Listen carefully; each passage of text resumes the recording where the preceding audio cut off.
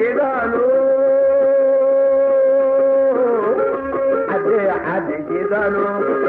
عدي جيرانو عدي جيرانو بعلم ينبتلمو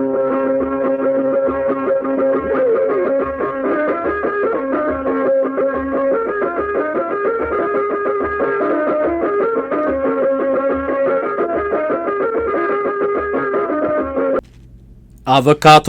ጸጋይ ኢያሱ ገለ ዝኽርታት ናይ ምዕቡልን ሉልይን ዜጋ በፕሮፌሰር ተስፋጽዮን መድኃኔ ካብ መጽሓፍ ታሪኽ ህይወት ጠበቓ ጸጋይ ኢያሱ ድላይ ነጻነትን ፍትሕን በእምነቱ ተጻሒፋ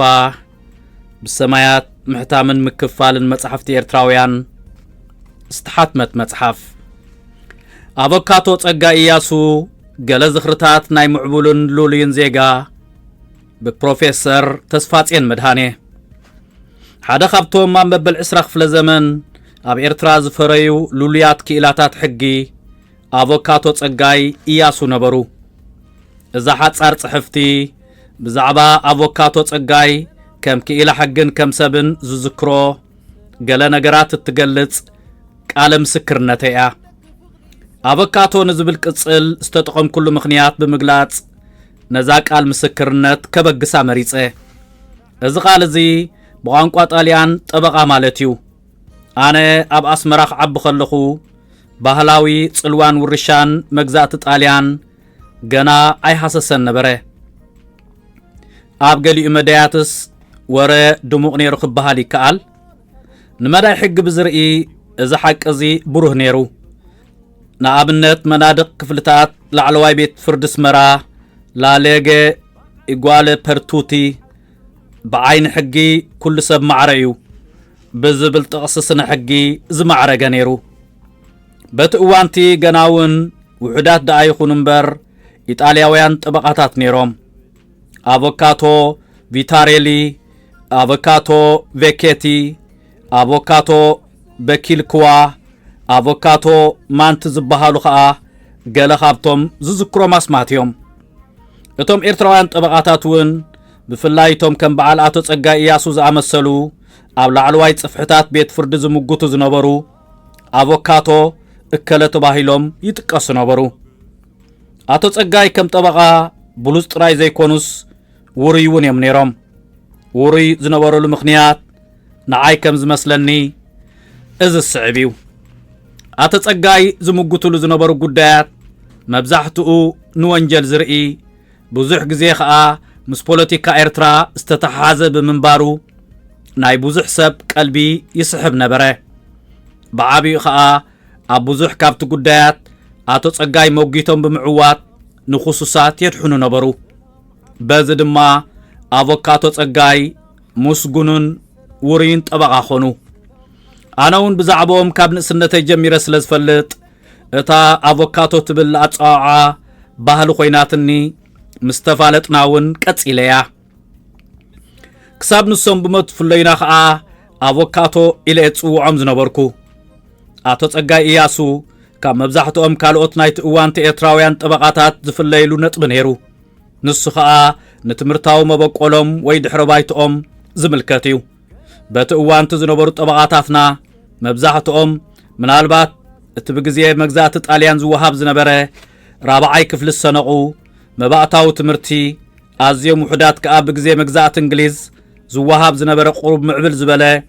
ብደረጅኡ ማእከላዊ ክበሃል ዝከኣል እንተዘይኮይኑ ካብኡን ላዕሊ ዝኾነ ስሩዕ ትምህርቲ ይነበሮምን። አቶ ጸጋይ ኢያሱ ግና ኣብ ስሩዕ ትምህርቲ ክሳብ ካልኣይ ደረጃ ኣብቲ በቲ እዋንቲ ኣዝዩ ስሙዕ ዝነበረ ጀነራል ዊንጌት ዝተባህለ ኣብ ኣዲስ ኣበባ ዝርከብ ቤት ትምህርቲ ዝተማህሩ እዮም ዝነበሩ። ንቋንቋታት ብዝርአ እውን አቶ ጸጋይ ሃብታም ነበሩ። ኣብ ርእስቲ እነታዊ ልሳኖም ዝኾነ ትግርኛ፣ ቋንቋታት ኣምሓርኛን ጣልያንን እንግሊዝን ፈረንሳን ንኹሉ ብማዕረ እኳ እንተዘይኮነ ብዝከዓል ዝመልኩ ምሁር እዮም ዝነበሩ። ድሕረ ባይትኦም ከምዚ ኣብ ላዕሊ ዝተገልጸ ብምዃኑ አቮካቶ ጸጋይ ኢያሱ በቲ እዋንቲ ንህዝባዊ ምምሕዳራዊ ኣገልግሎት ዘብቅዖም ድልድል ምድላዋት ዝነበሮም ብሉጽ ባእታ ነበሩ። አቮካቶ ጸጋይ ሽዑኳ ኣብ ናይ ፍትሃ ብሔር ማለት ሲቪል ጉዳያት ከም ጠበቃ የገልግሉ እንተነበሩ ብቐዳምነት ዝፍለጡሉ ዝነበሩ ኣብ ጉዳያት ወንጀል ብሕልፍ እኳ ኣብ ናይ ፖለቲካ ሓዘል ጉዳያት ብዝነበሮም ዕዙዝ ግደ እዩ ምስ ሓርነታዊ ምንቅስቓሳት ኤርትራ ብዝተተሓሓዘ ንዝተኸሰሱ ደቂ ሃገር ከም ጠበቃ ሓደ ሓደ እዋንስ ብወፈያ ማለት ከም ሓገዝ ሞጊቶም ንገሊኦም ነፃ ኣውፂኦም ንብዙሓት ካልኦት ከዓ እቲ ዝወሃቦም መቕፃዕቲ ብዝተኻለ መጠን ንኽፎኩስ ብምግባር ዓብዪ ኣስተዋፅኦ ገይሮም እዮም እዚ ግደ እዚ ሕጂ ንድሕሪት ተመሊስካ ክርአ እንከሎ ህይወት ብዙሓት ኤርትራውያን ንኸይድብን ዝተኸላኸሉ ብምዃኑ ምስ ምስጋና ክዝከሩ ዝግብኦም እዮም ኣበካቶ ጸጋይ ሽዑኳ ብቐዳምነት ዝፍለጡሉ ከም ጠበቃ ይኹን እምበር ብኻልእ መዳያት እውን ሉሉ ይነበሩ ንኣብነት ከም ደራሲ መጠን በቶም ዝፈልጥዎም ምስጉድ ነበሩ ኣብ ጋዜጣታት ጽሕፍዎ ዝነበሩ ዓንቀጻት ፍቱው ነበሩ ብቐንዱ ከዓ ትንሳኤን ዓወትን ብትብል መጽሓፎም ይፍለጡ ነይሮም ስለዚ ንስነ ጽሑፍ ትግርኛ እውን ኣሰር መምህሮም ዝነበሩ ኣቦና ኣቶ ወልደ ኣብ ወልደ ማርያም ብምስዓብ ዘይነዓቕ ኣስተዋፅኦ ገይሮም እዮም ኣብ መዳይ ፖለቲካ እውን ኣበካቶ ጸጋይ ኢያሱ ብመንነቶም ሓደ ካብቶም ጥሞቱ ናይ ሕልና ኣለዓዓልቲ ነበሩ ብኻልእ ኣዘራርባ ሓደ ካብቶም ክንዓብን ከለና ኣንቃዕሪርና ንጥሙቶም ዝነበርና ኣብነታውያን ባእታታት ወይ ከዓ ሮል ሞዴልስ ነይሮም ንፖለቲካ ብዝርኢ ከም ካልኦት ናይቲ እዋን ትሉልያት ዓበይቲ ዓዲ ንሶም ኢሎሞ ዝተባህለ ዘረባ ሚዛን ይወሃቦ ነይሩ እዚ ኽውንነት እዚ ምናልባት ምስቲ ብዙሕ ግዜ ዝዋስእሉ ዝነበሩ ጉዳያት ወንጀል ፖለቲካ ዝተተሓዘ ነይሩ ክኸውን ይኽእል እዩ ብተወሳኺ ንሶም እውን ንገዛእ ርእሶም ኣብቲ ብሓምሳታት ይኹን ብሱሳታት ዝነበረ ምንቅስቓስ ሓርነት ኤርትራ ብገለ መልክዕ ተሳታፍነት ነይርዎም ክኸውን ከም ዝኽእል ምጥቃስ ኣድላይ እዩ ኣነ ንኣበካቶ ጸጋይ ከም ኩሉ ኣብቲ እዋን ተተምሃራይ ዝነበረ መንእሰይ ከም ተሰማዒ ሉሉይ ባእታኤ ዝፈልጦም ዝነበርኩ ምዃን ናይ መውስቦ ዝምድና ነይሩና እዚ ሓቂ ተነበረ እኳ ኣነ ክሳብ 1968 ብኣቆጻጽራ ኣውሮፓ ብኣካል ተራኺበ ኣዕሊለዮም ኣይፈልጥን ነበርኩ ኣብ 1968 ኣነ ኣብ ኣዲስ ኣበባ ዩኒቨርሲቲ ናይ ሕጊ ተምሃራይ ነበርኩ በቲ ግዜ እቲ ሓደ ካብቶም መምህራነይ ብዛዕባ ሞያ ሕጊ ሊጋል ፕሮፌሽን ጽሑፍ የዳሉ ስለ ዝነበረ ናብ ኣስመራ ኸይደ ምስ ጠበቓታትን ደያኑን ተራኺበ ቃለ ምሕትት ኣካይደ ጸብጻብ ከዳልወሉ ቆጸረኒ ብኡ መሰረት ንኣስመራ ተጓዒዘ ምስ ብዙሓት ናይ ሕጊ ሰብ ሞያ ተራኸብኩ ኩሎም እቶም ዝተራኸብክዎም ክኢላታት ሕጊ ሙሉእ ምትሕባር ገበሩለይ ጠበቓታቶምን ደያንኦምን ንዘቕረብ ኩሎም ሕቶታት ሰጋእ ከይበሉ መሊሶምለይ ኩሎም ከዓ ሓላይ ብዝኾነ ቋንቋ ኣተባብዑኒ ገሊኦምስ ወረ ቃለ ምሕትት ብዝወዳእና ካፒቹኖ ይጋብዙኒ ነይሮም እቲ ዝገብሩለይ ሰናያት ቀባብላን ምትብባዕን ነጸብራቕ ናይቲ ካብ መንእሰያት ተምሃሮ ዝነበሮም ተስፋን ትጽቢትን ነይሩ ትምህርቲ በቲ እዋንቲ ዓብዪ ኣገዳስነት ዝወሃቦ ጉዳይ ዝነበረ ሓደ ካብቶም ሽዑ ዘዕለሉ ንጠበቓታት ኣበካቶ ጸጋይ ኢያሱ ነበሩ ኣብ ቤት ፍርዲ ምስ ረኣኽዎም ሰላም ኢለ ጉዳይ ነገርኩም እሞ ብሓጎስ ተቐቢሎም ቆጸራ ሃቡኒ ንጽባሒቱስ ይኹን ንድሕሪ ጽባሒቱ ምሸት ሰዓት 5 ኣብ ቤት ጽሕፈቶም ንኽንራኸብ ተቋጸርና በቲ ናይ ቆጸራ ግዜ ኸድኩ ቤት ጽሕፈቶም ኣብቲ እዋን ብጎደና ኢተገመነን ዝፍለጥ ኣብ ማእከል ከተማ ጥቓ ሴዳው ድሕሪ ካቴድራል እዩ ዝነበረ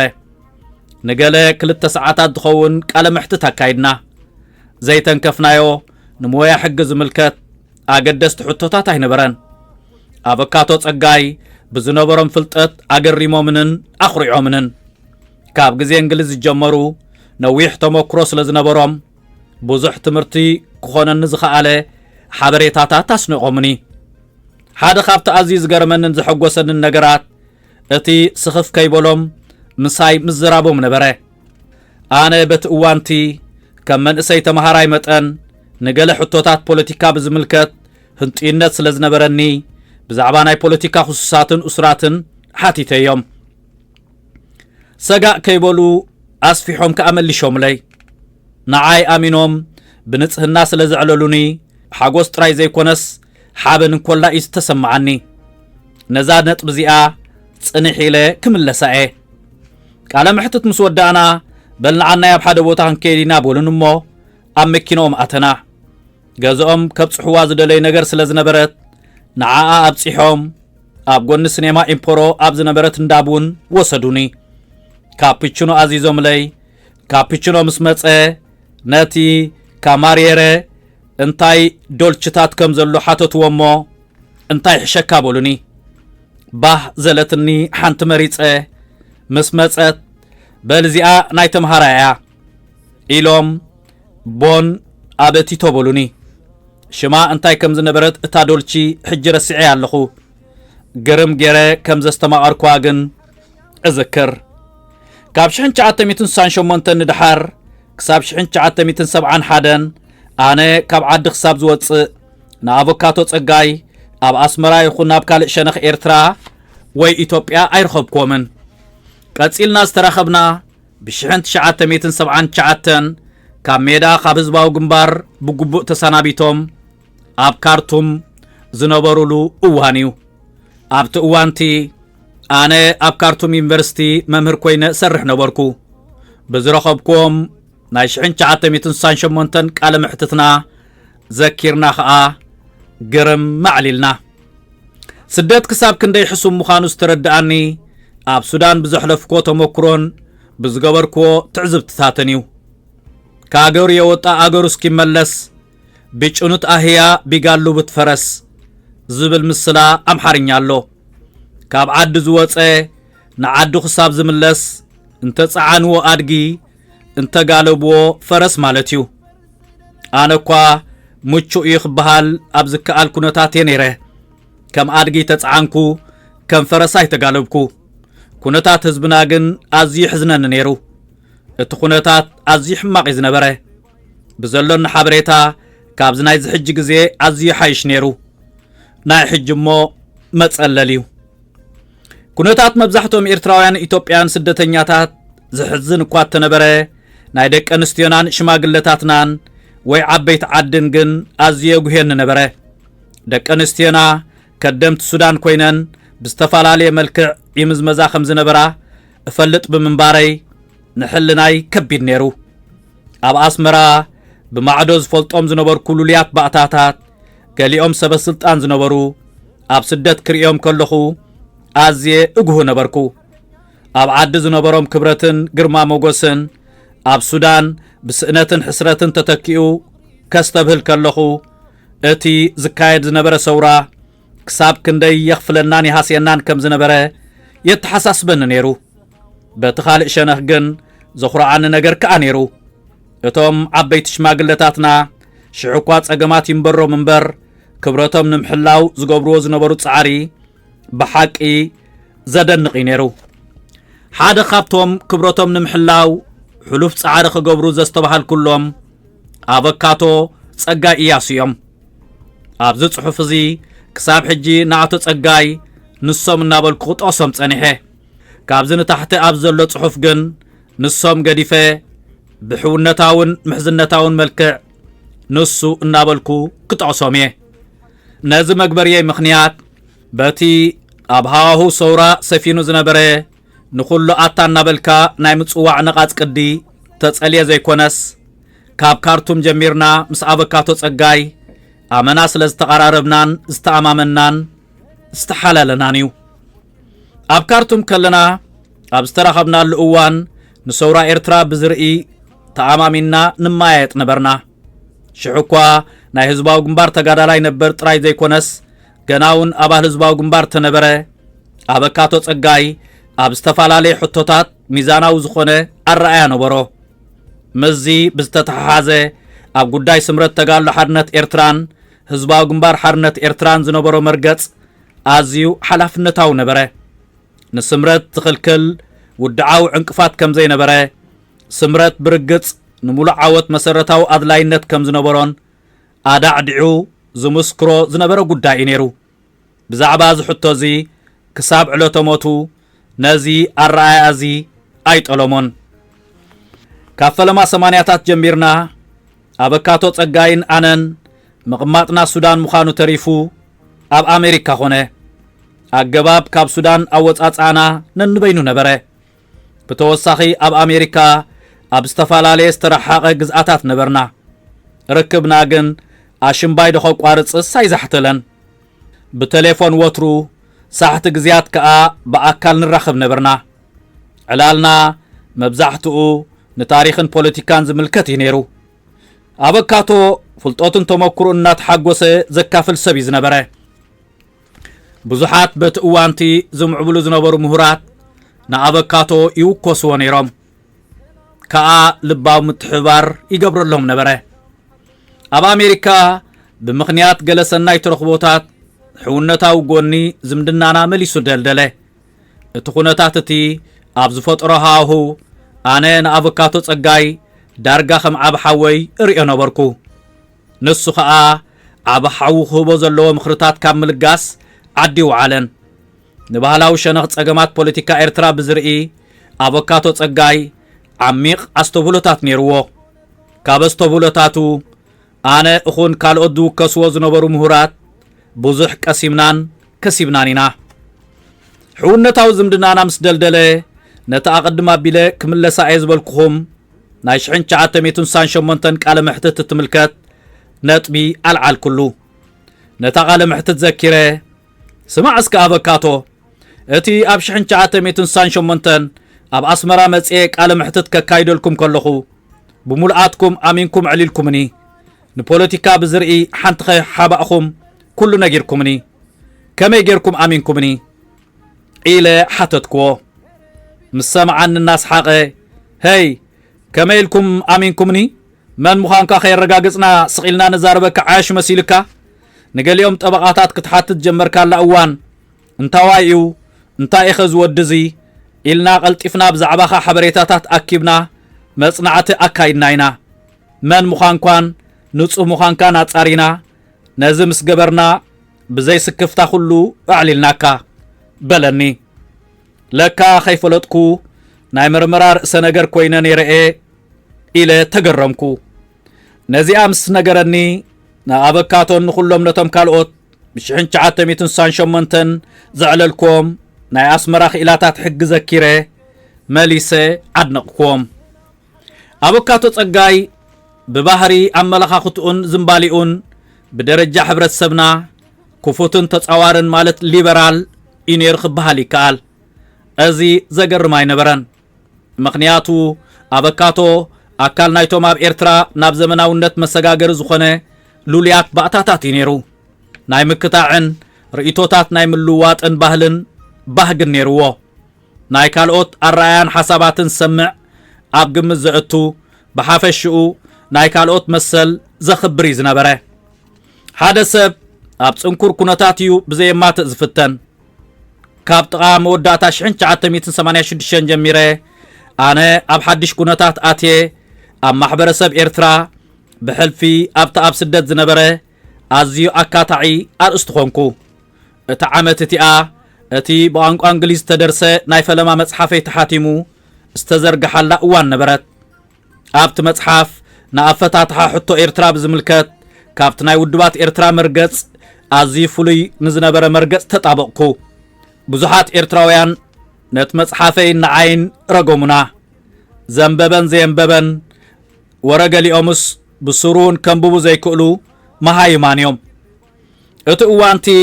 ንዓይን ንቤተሰበይን ንናይ ቀረባ ፈተውተይን ኣዝዩ ከቢድ ነይሩ እቲ ኩነታት ካብቶም ኣብ ህይወተይ ዘጋጥሙን ሰባት መን መን ብዝበለጸ ንኸለሊ ኣኽኢሉኒ እዩ መን ቁኑዕ መን ኸመታለሊ መን መስተውዓሊ መን ኸየዋህ መን ኸሓቀኛ ሓርበኛዊ መን ኸኣምሰሉ መን ንጹህ ሃገራዊ መን ኸሰላይ ባዕዳውያን መንግስታት ብዝበለጸ ክፈልጥ ክኢለ እየ ብምኽንያት መጽሓፈይ ምስ ብዙሓት ሰባት ተባኢሰ ምስ ብዙሓት እውን ተቃያይመ ክንደይ ንዓይ ሲትረፍ ብዛዕባይ እውን ዘይፈልጡ ሰባት ጸሊኦምኒ ኩቱር ጽልኢ ሓቂ ንምዝራብ ናይቲ እዋንቲ ተጽዕኖ ቀሊል ኣይነበረን እንተኾነ ግን ብዙሓት ካብቶም ጸልኡኒ ነቲ ዳሕራዩ ከይዶም ገሊኦም ክጉህዩ ገሊኦም ከዓ ክሓፍሩ ምዃኖም እምነት ነይሩኒ ኣብቲ ኣጸጋም እዋንቲ ንሞራለይ ዓንዲ ሕቆ ዝኾኑኒ ውሑዳት ሰባት ነይሮም ሓደ ካብኣቶም ኣበካቶ ጸጋይ ነበረ ኣበካቶ እቲ መጽሓፍ ንማሕተም ብምብቅዑ ኣዝዩ ሕጉስ ነይሩ እዚ ክበሃል ከሎ ግን ንትሕዝቶ ናይቲ መጽሓፍ ብምልኡ ተሰማሚዑሉ ነይሩ ማለት ኣይኮነን ኣነ እውን ብኹሉ ንኽሰማምዓኒ ኣይተጸበኽዎን ዝነበርኩ ነቲ ዝገለጽክዎ ርእይቶ ንኽገልጽ መሰለይ ከም ዝነበረ ግን ዓዊሉ ኣንጻር ኩሉ ይምክት ነይሩ ኣብቲ እሞትቲ ናይ ኣበካቶ ጸጋይ ሞያዊ ድሕረ ባይታን ጥብቅና ሊበራላዊ ክብርታትን ንዓይ ብብሩህ ተንጸባሪቑለ እዩ ንብዙሓት ዝኹንኑ ዝነበሩ ንርእይትኡ መጽናዕቲ ጌርኩም ክትቃወምዎ ትኽእሉ ኢኹም ንምንታይ መጽሓፍ ጽሒፉ ንምንታይ ርእይትኡ ገሊጹ ኢልኩም ክትኩንንዎ ግን መሰል የብልኩምን ኢሉ ብዘይ ንሕስያ ይገንሖም ነይሩ ነቲ ዝካየድ ዝነበረ ክትዕ ናይ መጽሓፍን ምዝራብን መሰል ዝሕሉ ባህሊ ኸነተኣታትለና ኢሉ ንምጥባቕን ንምምካርን ከም ዕድል ይጥቀመሉ ነይሩ ምዚ ብዝተተሓሓዘ ካልኦት ኣብ ኣሜሪካ ዝነበሩ ዓበይቲ ኤርትራውያን ንናይ ኣበካቶ ጸጋይ ዝመስል መርገጻት ብምውሳድ ንመሰለይ ተጣቢቖም ከም ዝነበሩ ኣብዚ ምስ ምስጋንኡ ክዝክሮ ደሊ ገለ ካብኣቶም ኣበካቶ ሰሎሞን ካሕሳይን መምህር መዋእል መብራህቱን ጀነራል ጎይቶኦም ገብረዝግን ነበሩ ኣስማት ናይዞም መዛኑ ኣበካቶ ጸጋይ ዝኾነ ወረጃ ኤርትራውያን ካብ ተላዕለ ሓንቲ መዛዘሚት ክትከውን ትኽእል ነጥቢ ወሲኸ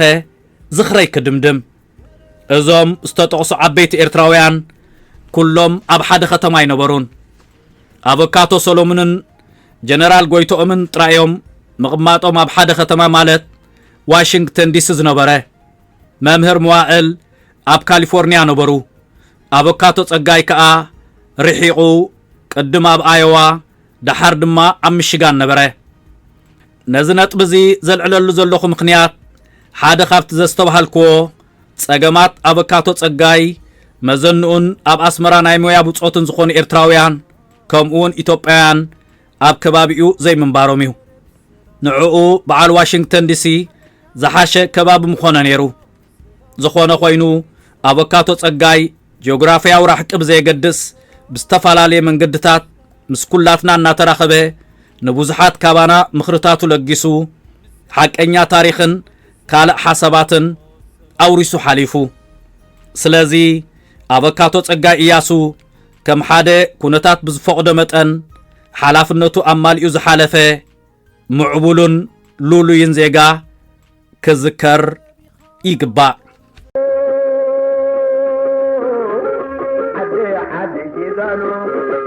عدي